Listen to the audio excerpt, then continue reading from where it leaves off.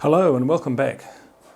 While we're still enjoying lockdowns and travel restrictions in New South Wales, we can't get out and take photographs, so now's the time to take a look at doing something more creative with our collection of photographs. And in this and the next video, we're going to be taking a look at making your own photo books.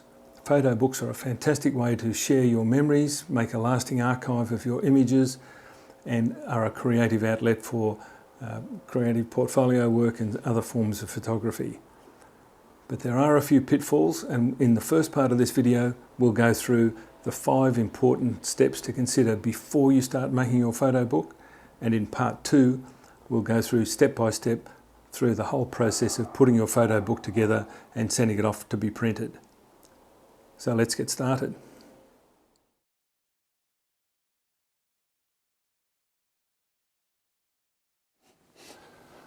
The first thing you need to consider when looking at your photo book is to decide who is the book for. This book that I produced a few years ago was in celebration of the centenary of the Shackleton expedition to Antarctica in 1914 to 1916. And as such, it was just as much a history book as it was a photographic book. So it was made in large format with lots of photographs and of course some of the history of the expedition itself.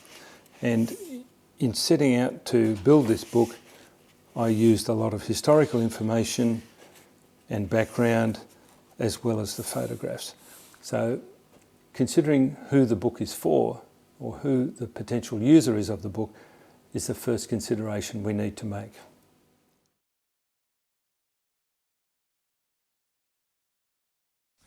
Having decided who the book is for or what the intended purpose of the book is, the next most important thing is to decide on the layout of the book, and that includes the size, the orientation, the type of paper that you're going to use in the book, if there are choices available, and some choices about style. And the most important thing here is to work out how many pages you're going to intend to put into the book, because that will then determine how many photographs you need to select and cull from your collection. And with choices of books, there are all sorts of different options, things like the type of binding. You can have lay flat, you can have edge bound, you can have side stitched, hardcover, soft cover, etc., etc. These are just a few of the options available from Memento. Other book printers have similar options. Not all of them have as many. But one thing that's really important to consider when you're thinking about putting your book together is that if you're looking at, say, a 60-page book, that means that it's going to have 30 sheets of paper because you're printing on both sides of the page. And in thinking about the number of photographs to put in, you also need to think about, am I going to have a title page? Are there going to be some blank pages or other pages with text? And that will give you a rough count of how many photographs you need to put aside before you start getting into the book. But the one most important thing that we're going to look at when we're looking at our book options, apart from the size and the layout, is to understand that the quality of the images that you get in your book can never be as good as you can print at home with your high quality inkjet printer.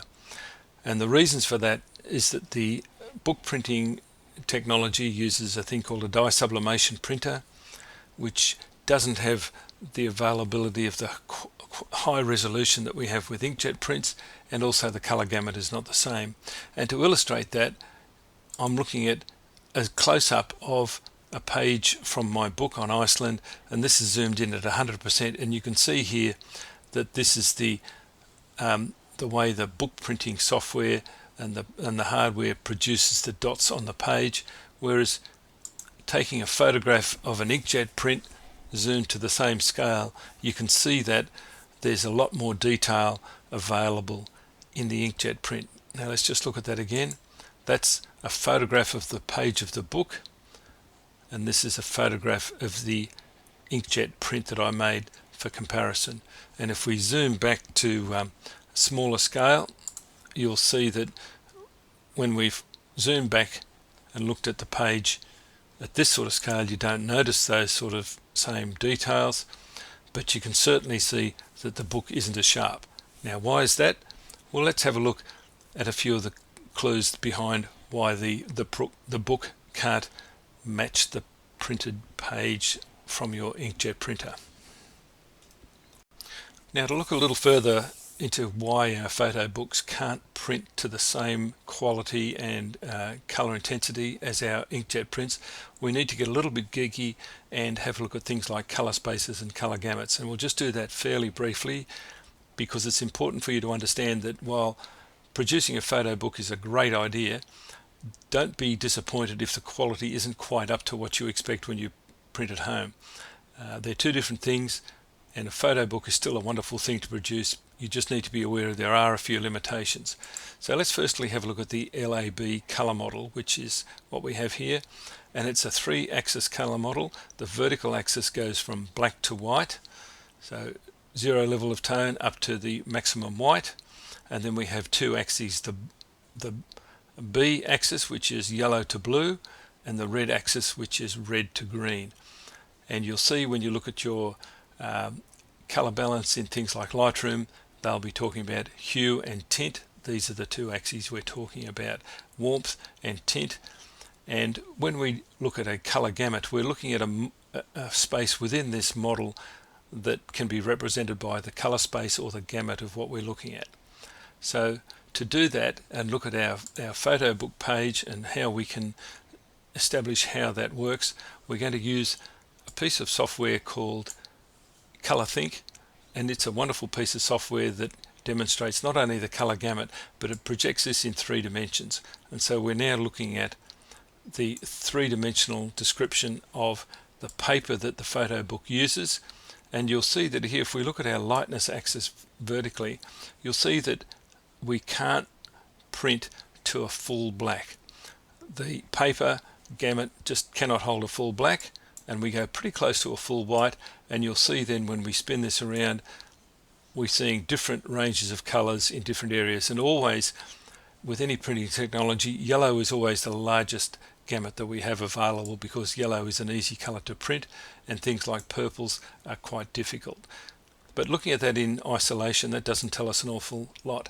Let's have a look at comparison with a inkjet paper that is called Canson Platine, and if I make that gamut of that paper semi-transparent, you can see here that the Canson paper, which is this lighter outline, has a much wider color gamut both in saturation, and if we look at their axis, it's a little bit hard to see down here, but if we bring that in, it can actually print to a darker black that is not available on the paper from the book publisher.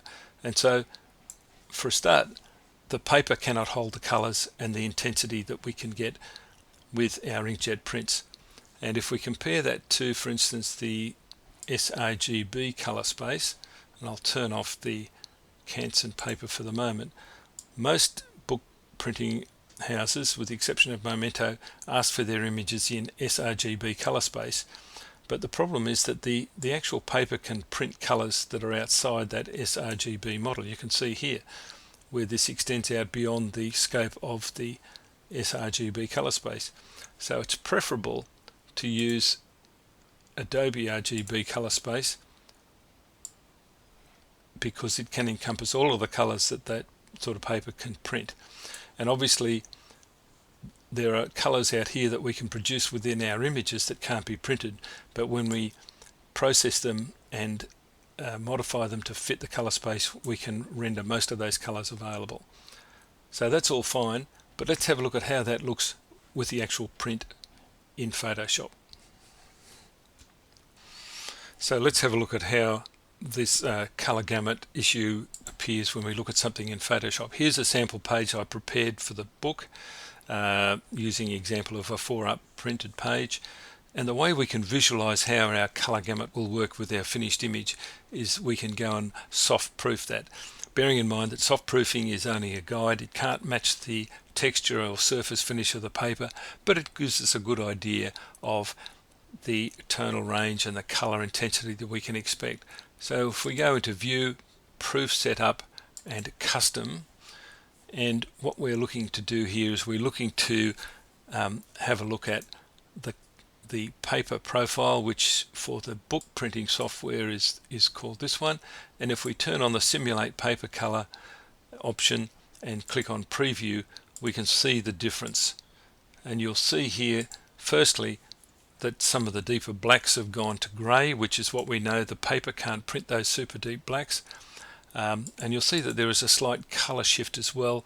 That's because of the basic tonality of the paper. And overall there's a little bit of loss of color saturation in these really highly saturated areas, but that gives you a good idea. Now if we were to go and use our comparison for the Canson paper, and we'll just find that there, Canson Platine, and we do the same thing with the Canson paper, you'll see that we're pretty close to being able to print all of the colors that are available in this image, and we don't lose too much in the tonality. There's a very slight softening of the tonal range, but there's no real loss of color. So if we cancel back out of that, we can see that when we're preparing our pages to print, we're going to lose a little bit of the overall tonal range because of the limitations of what we can print. And we'll talk about this a little bit later, how we can compensate for that. But for now, let's go back and look at some of the other considerations in preparing our book.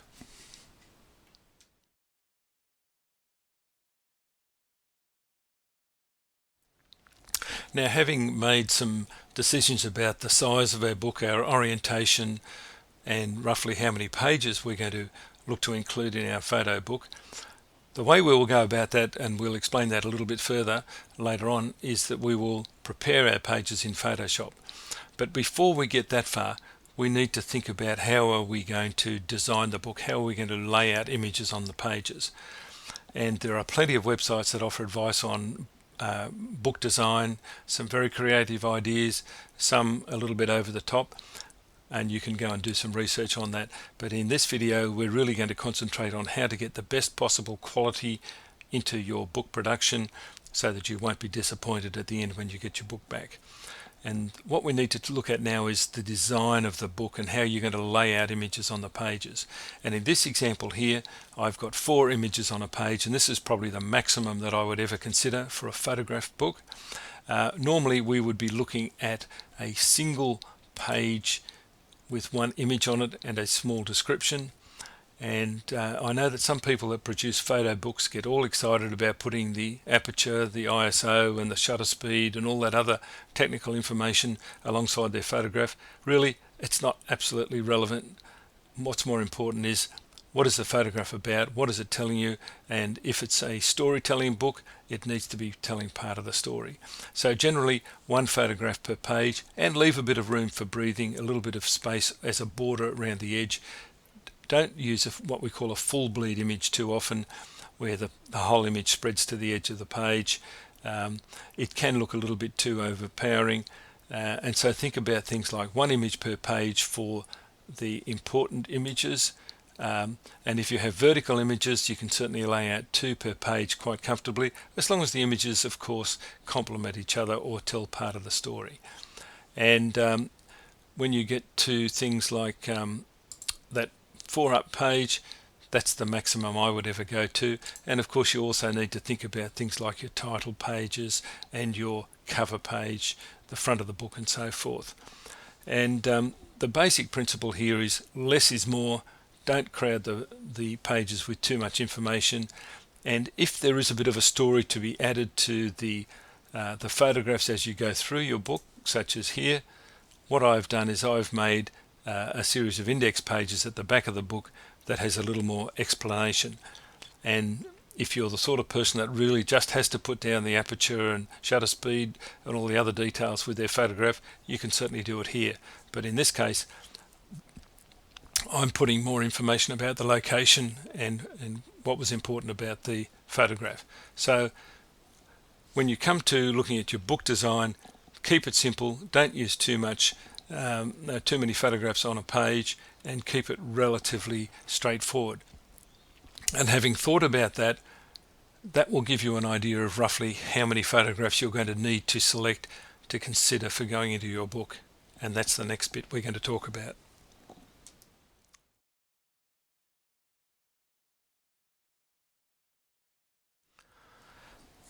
Now, the fourth thing we're going to need to think about before we start putting images together for our book is to decide which images you're going to consider for going into the book, and probably you're going to have way too many images to choose from. So if we move over to Lightroom, what we would do, we would start to select our images first, and the important thing here is don't waste time processing images before you've decided which ones are going to make the book.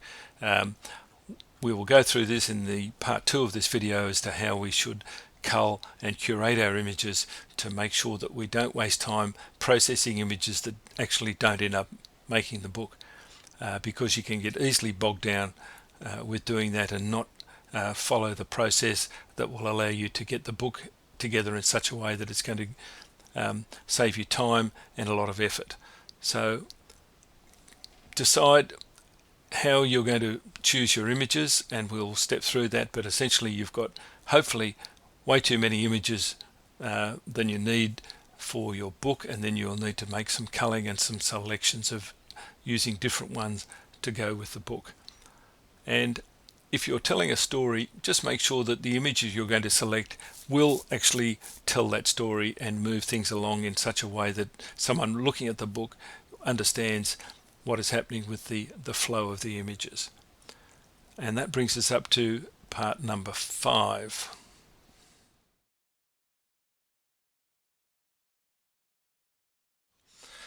Now, the fifth and possibly the most important thing that we need to consider before we start making our book is we need to know what the book printing company's requirements are before we start putting our book together. And if we just have a look here at the draft of the Iceland book, which I exported as a PDF, while we talk through these couple of points. First and foremost, you need to know what DPI the book printer requires for their book pages. We're going to prepare our pages in Photoshop, and we need to know what DPI we need for book publishing. Normally this is going to be 300 pixels per inch because of the book publishing printers use a Indigo machine that runs on a different system from our inkjet printers. So most of them will want 300 pixels per inch, and that's the first thing you need to know in preparing your pages. The second thing is, does the book printer provide an ICC profile so that you can soft proof your pages before you send them to the printer? As we saw a little earlier, we can look at the soft proofing option in Photoshop to see the effect of our images, and once we've done that, we can make some adjustments to our images, which we will consider in part 2 of this video. But it's important, if they don't provide a profile for you to soft proof, then really you're going to be guessing at how the book is going to look. But we can get a pretty good idea using the samples that I've provided. And of course, the next thing is that when we're preparing our pages in Photoshop, we also need to know what color space they want. And as I mentioned earlier, they'll normally require sRGB color space, which of course we know is a monitor color space, but they use this because it's the lowest common denominator. And if for mums and dads publishing their family photographs, they know that they're probably going to be taken on a smartphone or some other thing, and they don't have to worry too much about colors being out of range. But for keen photographers, we need to know sRGB color space. Memento books ask for Adobe RGB, which is a more appropriate color space, but generally whoever you're using for your photo book, check that out and find out so that you can prepare your pages in the right color space. And the last thing to find out is, do the images need to be sharpened for output? Now, most of the book printers will tell you that they don't want any sharpening on the images prior to printing, because their printing technology is a little different from an inkjet printer. Whereas if we're printing at home on our wonderful inkjet printers, we need to do some output sharpening to enhance the sharpness of the image. But for photo books, generally they don't want that, so I would generally leave that alone. But once we've done all of that, we're really ready to prepare our pages and put our images together for the book. And in part 2 of this video, we'll go through step by step and explain each of these important steps in getting the pages prepared so that the quality is optimized at every step along the way. So come back for part 2, and I look forward to seeing you soon. And just to reiterate before we go into part 2, the 5 things you need to consider before starting to produce your book. Decide what the book's for. Who is the audience? Why are you putting it together? Choose the book type, size, orientation and number of pages so you know roughly what you're going to be producing. Prepare your overall book design and the number of images you're going to need. Select, curate and color the images before you start processing, and finally find out what the book printer's requirements are before you start putting the pages together. I'll see you in part 2.